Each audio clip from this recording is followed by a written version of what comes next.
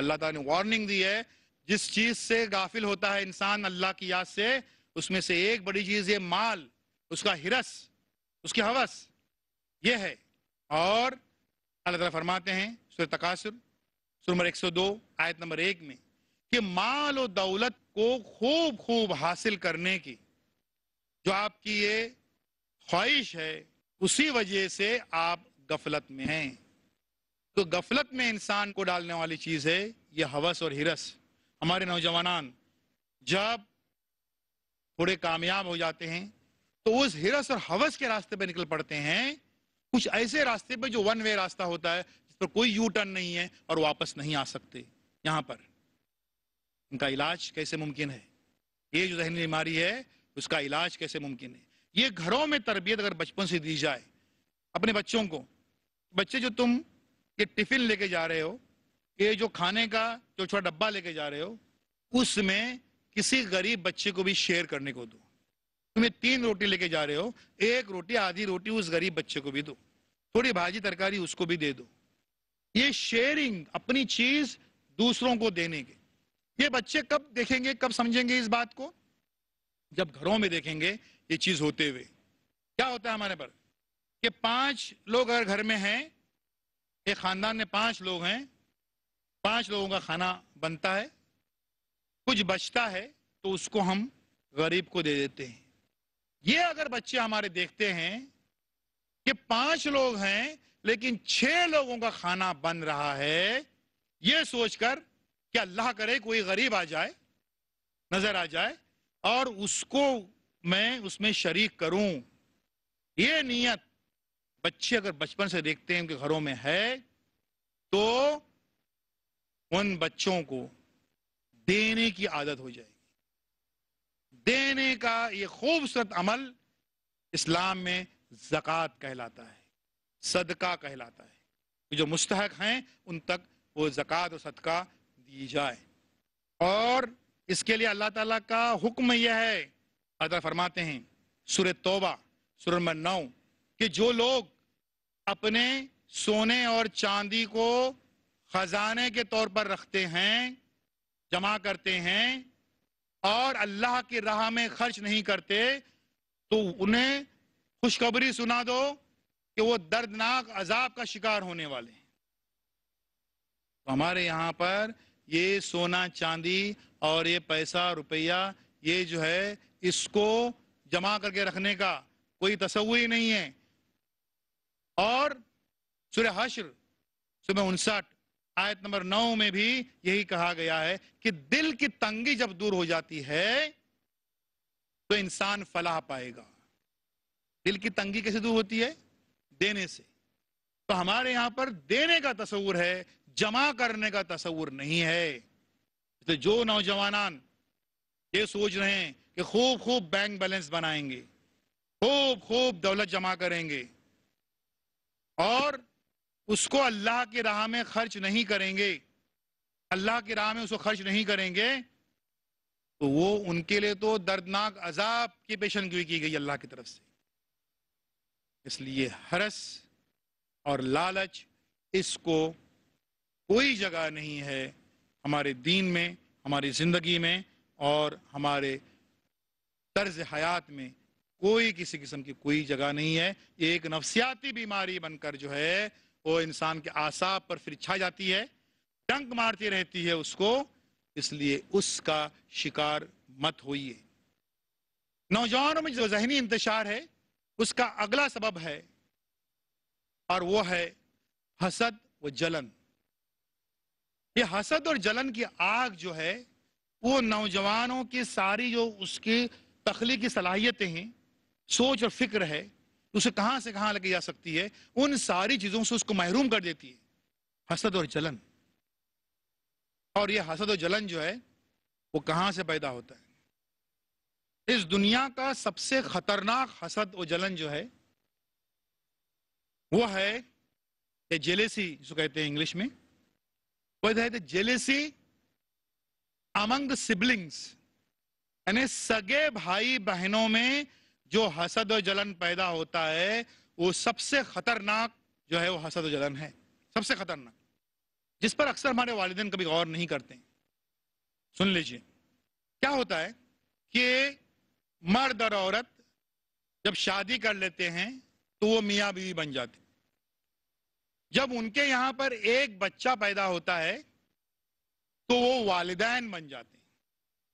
اور جب ان کے یہاں پر دوسرا بچہ آ جاتا ہے تو وہ بن جاتے ہیں ریفری.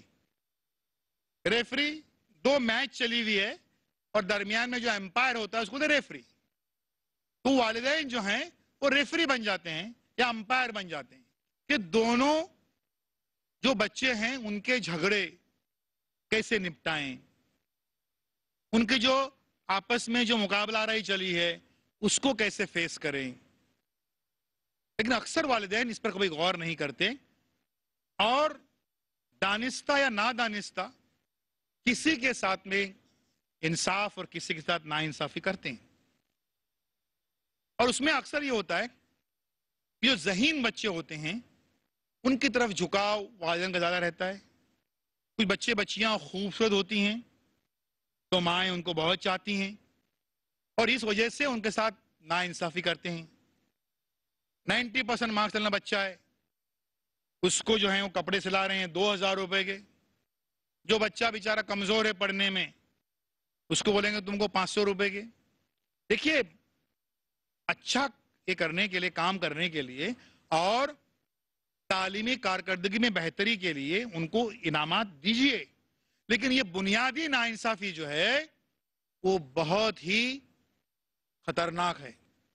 کسی بنا پر اگر آپ یہ کر رہے ہیں جو اکثر ہم کو دکھائی دیتا ہے, اور یہ جو چیز ہوتی ہے کسی ایک کو بہت بڑے پوسٹ پہ بٹھا دیا, اس کے لیے خوب قربانی دی, خوب خرچ کیا, دوسرا بچہ ذرا سا کچھ نافرمانی کر رہا ہے اس پر لیبل لگا دیا کہ نافرمان بچہ ہے, یہ جو نالائق بچہ ہے, اس کے ماتھے پہ لکھ دیا اور اس کو جو ہے اپنے یہاں سے بے دخل کر دیا.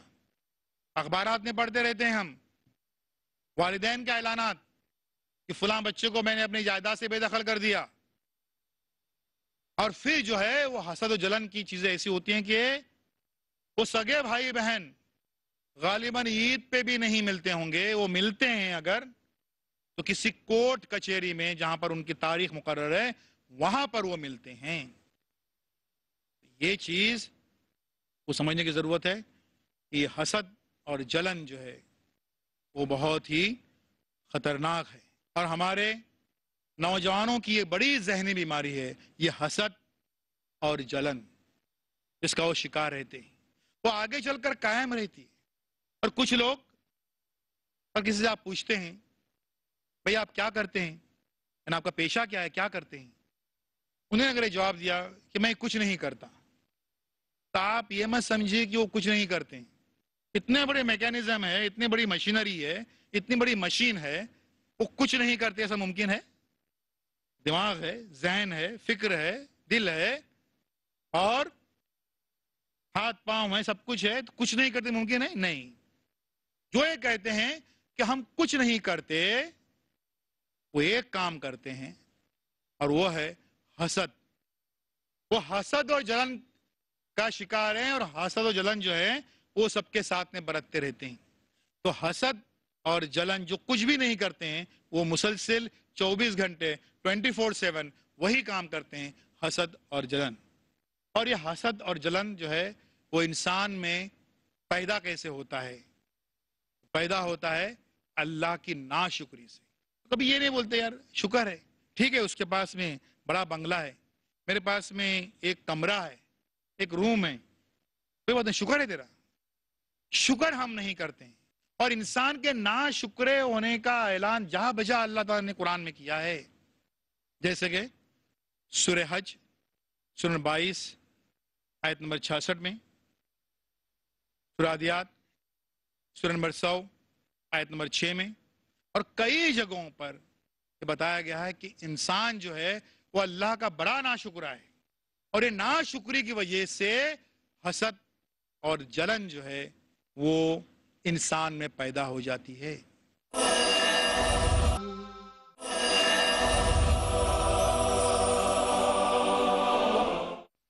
نوجوانوں میں جو ذہنی انتشار ہے اس کا اگلا سبب ہے جنسی بے راہ روی. جنس یعنی سیکس، سیکس کے تعلق سے، جنس کے تعلق سے ان کی بے راروی، ان کی آوارہ خیالی اور اس پر دین پر قائم نہ رہنا، یہ جو ہے یہ آج بڑا سبب بنا ہوا ہے۔ انسان کو قدرت نے جو جذبات دیے ہیں ان میں سب سے مؤثر، سب سے ایفیکٹو جو جذبہ ہے وہ ہے سیکس، اور اس پر اگر کنٹرول نہیں کیا جائے تو یہاں پر انتشار ہی انتشار نظر آ جائے گا، کیونکہ یہ جذبہ انسان کے شعور اور لاشعور دونوں پر رہتا ہے۔ اور اس کے لیے وجہ کیا ہے، اس کی کیا وجہ ہے، اس کی کیوں ایسا ہوتا ہے؟ شروع سے یہاں پر یہ بات ہو رہی ہے کہ ہمارا جو تعلیمی نظام ہے اس میں جو کو ایجوکیشن ہے، لڑکے لڑکیاں ایک ساتھ پڑھتی ہیں، یہ فطرت کے خلاف بات ہے، یہ بالکل غیر فطری بات ہے۔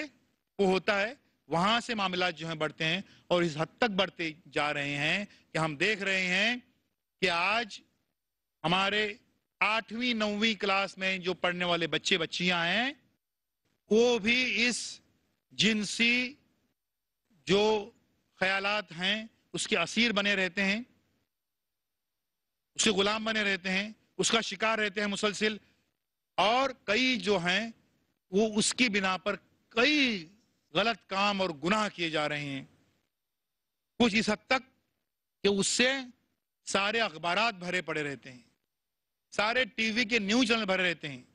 یہ جنس اور سیکس کا جو خیال ہے انسان کے ذہن پر اس قدر حاوی رہتا ہے، اور اس میں یہ بھی ہوتا ہے، کئی بار ہم نے دیکھا ہے کہ ہم بات کر رہے ہیں مخالف جنس سے، یہ جنس یا سیکس کتنا پاورفل، کتنا طاقتور ہے کہ کئی لوگ ایسے ہوتے ہیں کہ بات کر رہے ہیں مخالف جنس سے، بات کوئی اور ٹاپک ہے، اس وقت پولیٹکس ہوگا، اس وقت کوئی سماجیات ہوں گے، اکانومی ہوگی، لیکن اس کے اعصاب پر سوار ہے اس مخالف جو جنس کی جو شخص ہے، جو لڑکا ہے یا لڑکی ہے، اس کے جنس کے تعلق سے وہ سوچتا ہے۔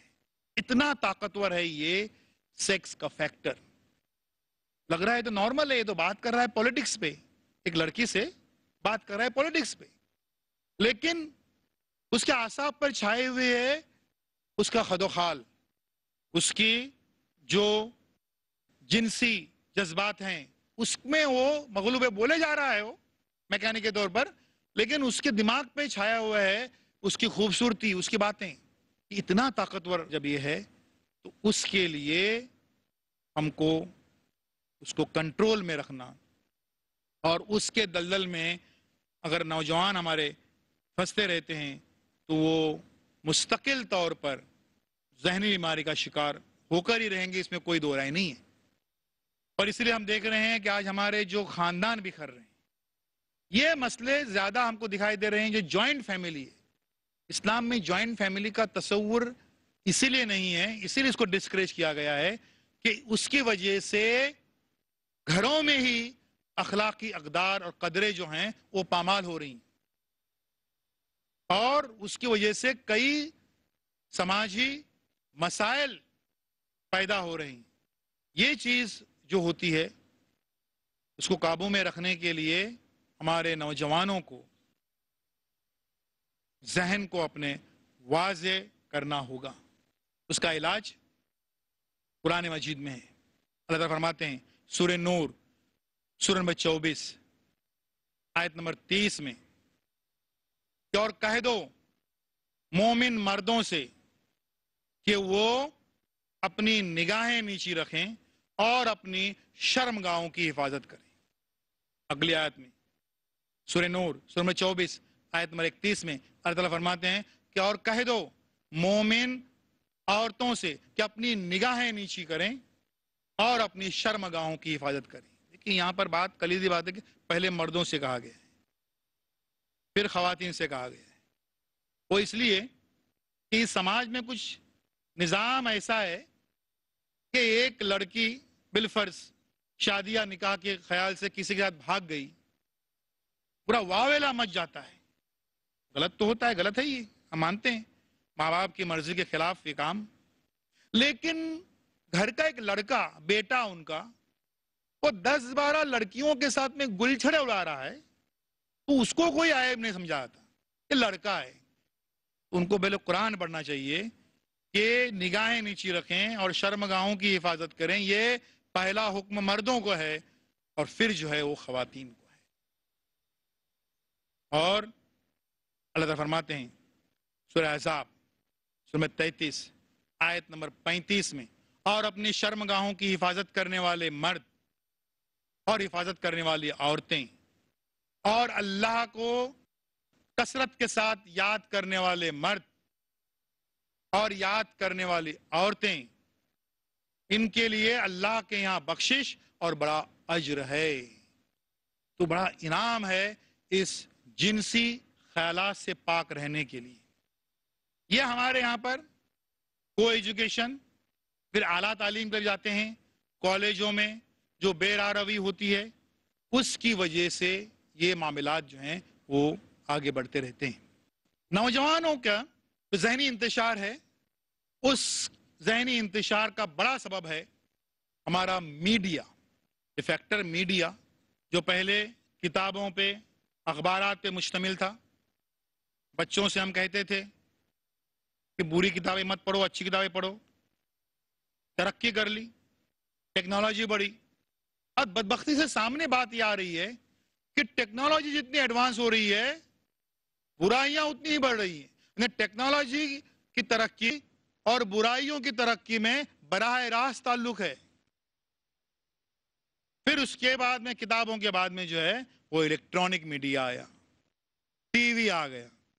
پھر اس ٹی وی پہ بچے جو ہیں وہ فرار کی ساری کیفیتیں یہاں پر تلاش کرنے لگے، ڈھونڈنے لگے. یہ میڈیا جو ہے ٹی وی، اس میں کئی قسم کی چیزیں، فلمیں آئیں، گانے آئے. اب ہم جب بچوں سے کہتے ہیں، نوجوانوں سے کہتے ہیں کہ یہ فلمیں گانے یہ سب بری چیزیں ہیں، یہ سیریل جو ہیں وہ اخلاقی اقدار کو پامال کرنے والی چیزیں ہیں، ان کو اپنے ذہنوں سے اپنی زندگی سے نکال دیجئے اور اس کے لیے آپ صرف نیوز دیکھ لیجئے.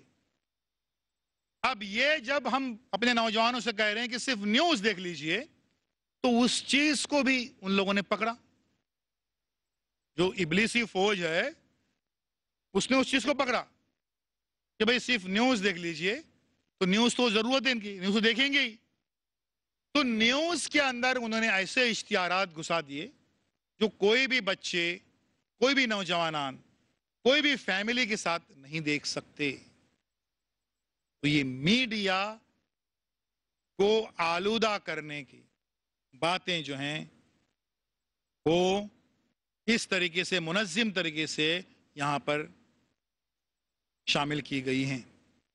اس میڈیا کی وجہ سے خواتین و حضرات آج ہمارے نوجوان کئی ذہنی بیماریوں کا شکار ہیں، ذہنی انتشار کا شکار ہیں، اور میڈیا اس میں بڑا ہی شیطانی کردار ادا کر رہا ہے. اس ٹی وی کے بعد میں موبائل آ گئے. بظاہر تو ایک چھوٹا سا فتنہ لگ رہا تھا کہ بات چیت کرنے کے لیے کام آئے گا، لیکن پھر وہ میسیجز، کون کس کو میسج کر رہا ہے معلوم نہیں پڑ رہا ہے، کون کس کو ایم ایم ایس کر رہا ہے معلوم نہیں پڑ رہا ہے. میسج کی گھنٹی بجی، والدین دوڑتے ہوئے آ گئے، تب تک بیٹا بیٹی نے جو ہے وہ ڈیلیٹ کر دیا پورا میسج. تو میسج پہنچانے کا، ظاہر بد اخلاقی کا میسج پہنچانے کا ایک آسان سا نسخہ مل گیا ہے اس موبائل کی وجہ سے. آسان نسخہ لوگوں کو جو ہے وہ ہاتھ آ گیا، ہمارے نوجوانوں کو. اب اس میں جو ہے کیفیت اتنی بڑھتی گئی اور اتنے جی بی کے ہو گئے اور اتنے پاورفل ہو گئے یہ موبائلز کہ اب وہ ذہنی انتشار کا شکار بنانے میں سب سے برا اور سب سے بڑا کردار یہ موبائل کر رہے ہیں. بات آگے بڑھی، انٹرنیٹ آ گیا. انٹرنیٹ پہ آج کیا کچھ نہیں ہے. بظاہر تو یہ معلومات کا خزانہ ہم کو لگ رہا تھا کہ یہ دنیا پوری ایک گاؤں بن گئی ہے، لیکن اب جو ہزاروں سائٹس ایسے ہیں جن میں سے کوئی ایک سائٹ بھی हमारा एक 12-13 साल का लड़का देखता है और देख सकता है, क्योंकि अब हमारे मुस्लिम मोहल्ले भी जो हैं वो मोहल्ले कम और साइबर कैफे ज्यादा बन गए हैं। वहां पर अगर वो देखता है तो जिंदगी भर के लिए डिस्टर्ब रहेगा। एक आध भी कोई ऐसी साइट देखता है तो हम ये कहते थे कि ये दुनिया एक गांव बन गई है। हकीकत ये है कि इस इंटरनेट और उस पे कई जो बदअखलाकी का ऐलान करते हुए जो साइट्स हैं, उसकी वजह से ये दुनिया एक जंगल बन गई है और उसमें ये दरिंदे साइट्स की शक्ल में यहां पर मौजूद हैं। जहनी इंतशार का बच्चे बेवकूफ बनाते हैं माँ बाप को। अम्मी मैं जा रहा हूं बाहर जरा वो कंप्यूटर सीखने के लिए साइबर कैफे में। साइबर कैफे का ताल्लुक क्या है कंप्यूटर सीखने का? और वो साइबर कैफे वाले जो हैं उनका वो कारोबार है, वो अलग अलग बाकायदा कैबिन बना के देते हैं और वो साइट्स खोल के देते हैं, लिस्ट देते हैं, भाई ये देखो। आप सोचिए कि कितनी बदअखलाकी इस मीडिया की वजह से आ रही है और कितने जहनी बीमारियां इस मीडिया की वजह से आज यहां पैदा हो रही हैं।